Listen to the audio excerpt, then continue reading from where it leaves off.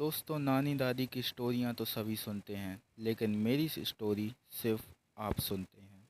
हमारे चैनल को like, comment और शेयर करके हमें प्रेरित कीजिए ताकि हम ऐसी ही और वीडियोस आपके लिए ला सकें। तो चलिए शुरू करते हैं। बात है राजस्थान के एक छोटे से गांव की, जिस गांव का नाम मैं रिवील नहीं कर सकता, जिसका मैं मानक नाम रामपुर रखता हूँ। गांव में रोजगार न होने के कारण राहुल, जो कि इस कहानी का मेन कैरेक्टर है, वह शहर की ओर जाता है। उसके घर परिवार वाले सारे अपने ही गांव में रहते हैं और वह सिर्फ कमाने के लिए शहर में जाता है। राहुल एक सीधा साधा व्यक्ति था।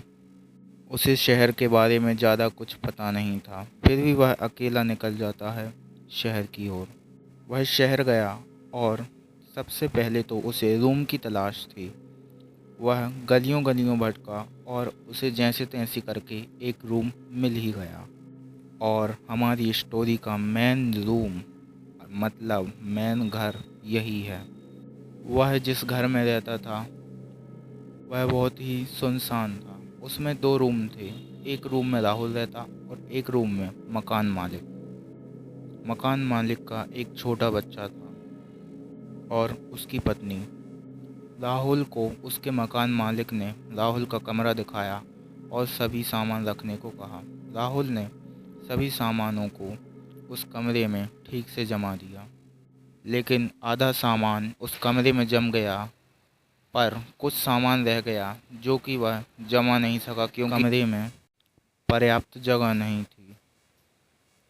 आधे सामान राहुल के बैग में ही रखे हुए थे। पहले दिन राहुल थका हुआ था, वह सो गया। अगले दिन वह काम की तलाश में निकला। उसको एक कंपनी में कर्मचारी के रूप में कुछ काम मिल गया। अगले दिन भी वह शाम को घर आया और थक हार कर सो गया।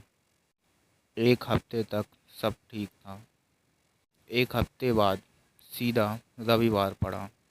रविवार को राहुल की छुट्टियां होती थीं। ठीक शाम के 7 बजे हुए थे। राहुल छत पर टहल रहा था।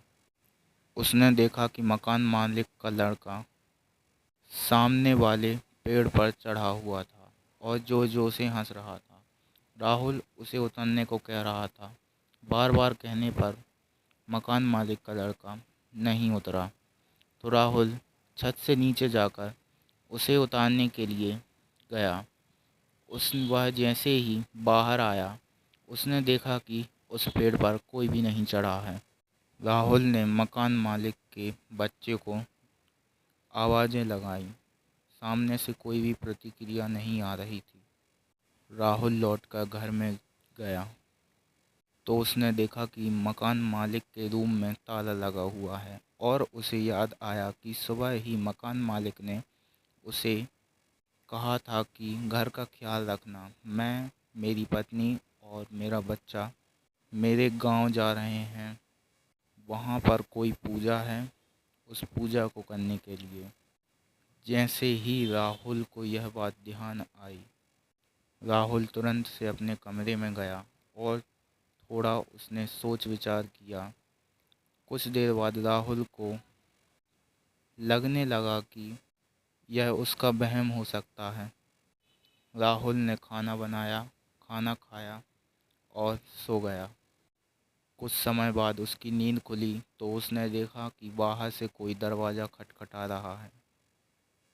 वह मेन डोर पर गया और दरवाज़ा खोला तो देखा कि वहाँ पर कोई भी नहीं था। वह जैसे ही कमरे की तरफ लौटा और उसने कमरे का जैसे ही दरवाज़ा खोला तो देखा कि उसका सामान सारा का सारा बिखरा पड़ा हुआ है। और फिर आगे की वीडियो देखने के लिए हमारे चैनल को लाइक, कमेंट, शेयर और सब्सक्राइब कीजिए।